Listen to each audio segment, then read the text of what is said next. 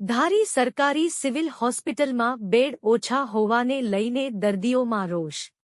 ધારી ખાતે અદ્યતન સિવિલ હોસ્પિટલનું નિર્માણ કરવામાં આવ્યું હતું, પરંતુ અહીં દર્દીઓ માટે બેડની વ્યવસ્થા એકદમ ઓછી છે. ધારી તાલુકો 69 ગામડાઓથી જોડેલો તાલુકો છે.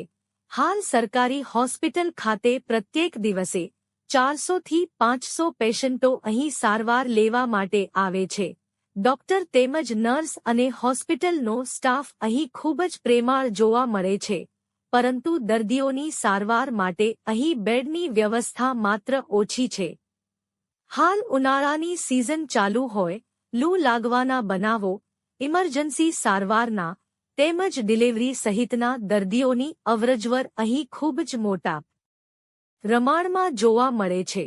હાલ બેડની સંખ્યા ઓછી હોવાને કારણે દર્દીઓને બહાર બાટલા ચડાવવાની ફરજ પડે છે. ધારી ગ્રામજનોની માંગણી છે કે તાત્કાલિક અસરથી બીજા વધારાના બેડની વ્યવસ્થા ઊભી કરવામાં આવે, જેથી દર્દીઓને યોગ્ય પ્રમાણમાં સારવાર મળી રહે. રિપોર્ટર સમીર ખોખર. શું માંગણી છે તમારી? મારી માંગણી એવી છે કે અહીંયા બેડ ઓછા છે, એટલે દર્દીઓને માટે બેડ વધારે હોય. સારવાર કેવી છે? સારવાર સારી છે. ડોક્ટરો કેવા છે? ડોક્ટરો સારા છે.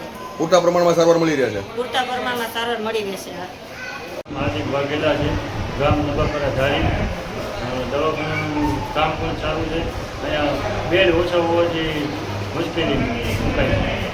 તમારી માંગણી શું છે? તમારી માંગણી મુજબ બેડ આપવામાં આવે એવી મારી, જેથી બધા તાલુકાના જે ગામડાઓ છે, બધા તાલુકાના ગામડાઓ લોકોને સારવાર મળી રહે.